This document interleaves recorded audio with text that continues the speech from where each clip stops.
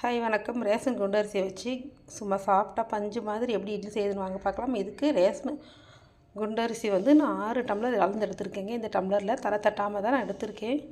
இங்கே பாருங்கள், நான் உங்களுக்கு கலந்து காட்டுறேன் பாருங்கம்மா. இந்த மாதிரி தலை தட்டாமல் எடுத்துக்கோங்க.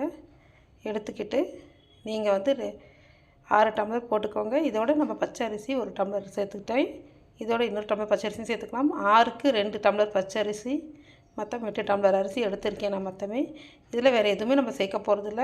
அவல், ஜவ்வரிசி, வெந்தயம் எதுவுமே சேர்க்க போகிறதில்ல. வெறும் அரிசி மட்டும்தான். அரிசி உளுந்து மட்டும்தான். உளுந்து எந்த டம்ளரில் அரிசி எடுத்தோமோ அதே டம்ளரில் உளுந்தும் எடுத்தாச்சு. இதையுமே தலை தட்டாமல் அளந்துக்கலாம். இதையும் எடுத்து நான் ஒரு ஓரமாக வச்சிடுறேன். நம்ம அரைக்கிறதுக்கு 1 மணி நேரம் முன்னாடி ஊற வச்சிடலாம். ஊற வச்சு ஃப்ரிட்ஜில் எடுத்து வச்சுருவோம். நான் எப்போவுமே மாவு அரைக்கும் போது ஐஸ் வாட்ரு போட்டு தான் நான் அரைப்பேன். இப்போ நான் மிக்சியில் ஒரு 2 ஓட்டு ஓட்டிட்டு தாங்க கிரைண்டரில் சேர்த்துருக்கேன். ஏன்னா என்னோடய கிரைண்டர் கல் சரியாக மாவு அரைப்படலைன்னு சொல்லிவிட்டு நான் மிக்சியில் போட்டிருக்கேன். இது ஈஸியாகவே சுலபமாகவே வேலையை முடிச்சு கொடுத்துச்சுங்க. நான் அரிசியுமே அரைச்சி காட்டுறேன் பாருங்கள். மாவு எவ்வளோ கிடச்சிருக்கு பாருங்கள். இது நம்ம உளுத்தம்பருப்பு கரெக்டான பக்குவத்தில் அரைச்சாவே போதும்.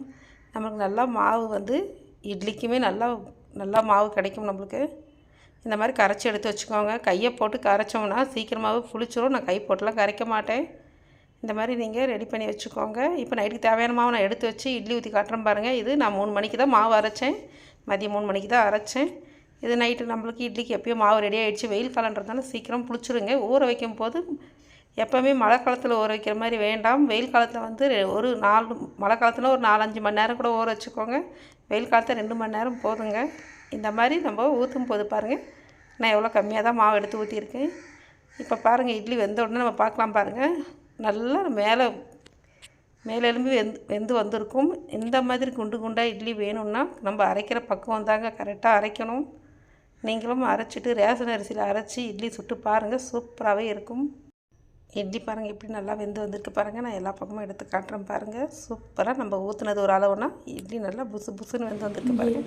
நீங்களும் இந்த மாதிரி ட்ரை பண்ணி பாருங்கள். இட்லி பாருங்கள், நான் தொட்டு காட்டுறேன் பாருங்கள். பஞ்சு மாதிரி தாங்க இருக்குது.